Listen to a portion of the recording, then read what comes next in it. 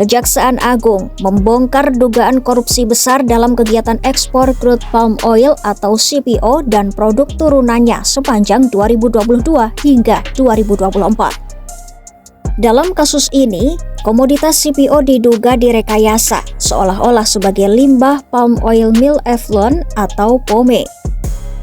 Padahal, secara substansi, barang yang diekspor tetap merupakan CPO berkadar asam tinggi.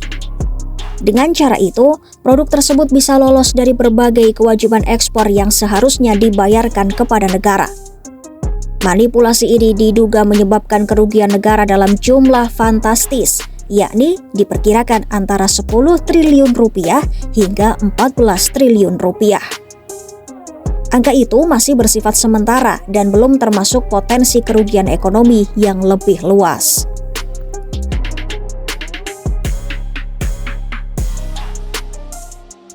Dalam pengungkapan kasus ini, penyidik menemukan adanya manipulasi klasifikasi kepabeanan atau HS kode.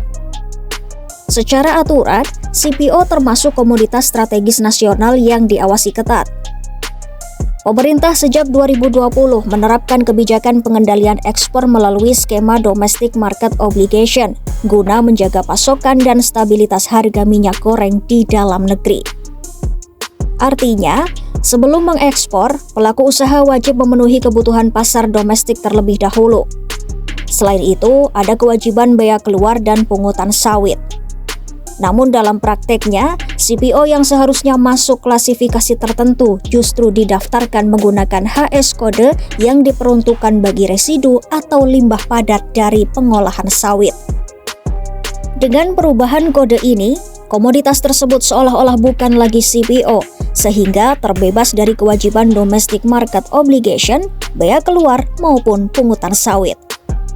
Akibatnya, penerimaan negara menjadi jauh lebih rendah dari yang seharusnya.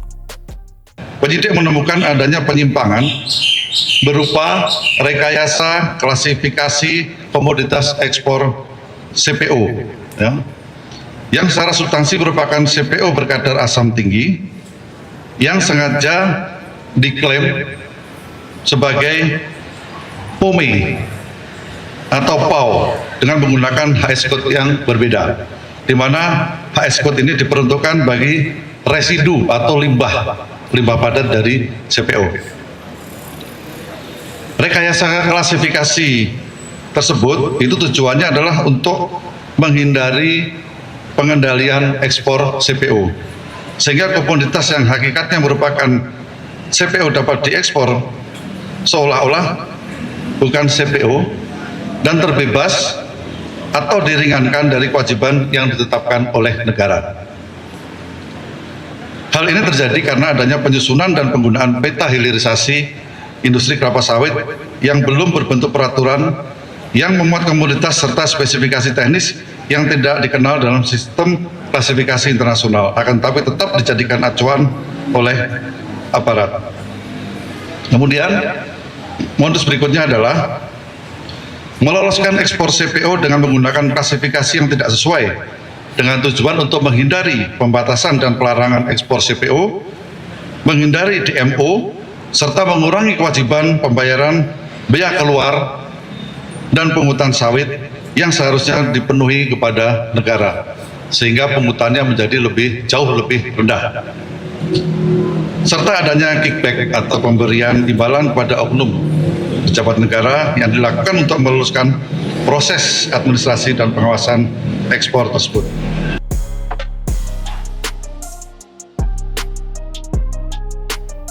Dalam perkara ini, Kejaksaan Agung telah menetapkan 11 tersangka. Mereka berasal dari unsur kementerian, aparat kepabeanan atau bea cukai, serta pihak swasta. Dari unsur kementerian, tersangka merupakan pejabat di lingkungan Kementerian Perindustrian. Dari aparat kepabeanan, tersangka berasal dari Direktorat Jenderal Bea dan Cukai, termasuk pejabat teknis dan pejabat kantor pelayanan. Sementara dari pihak swasta, sejumlah direktur dan petinggi perusahaan yang bergerak di bidang perdagangan dan pengolahan sawit turut ditetapkan sebagai tersangka. Para tersangka dijerat dengan pasal dalam Undang-Undang Pemberantasan Tindak Pidana Korupsi serta ketentuan pidana dalam Undang-Undang Nomor 1 Tahun 2023.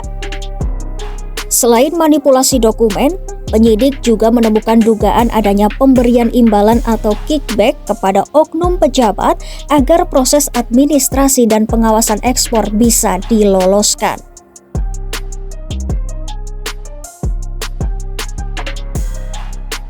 Kasus ini dinilai tidak hanya merugikan keuangan negara, tetapi juga berdampak sistemik.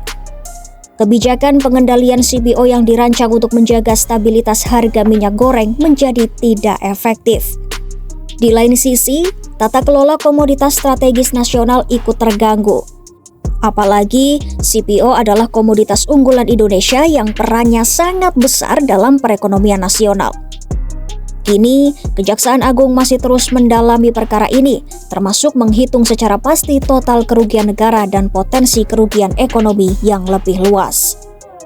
Kasus ini menjadi pengingat bahwa celah administratif dan lemahnya pengawasan dapat membuka ruang praktek korupsi dalam skala besar dengan dampak yang pada akhirnya dirasakan publik luas.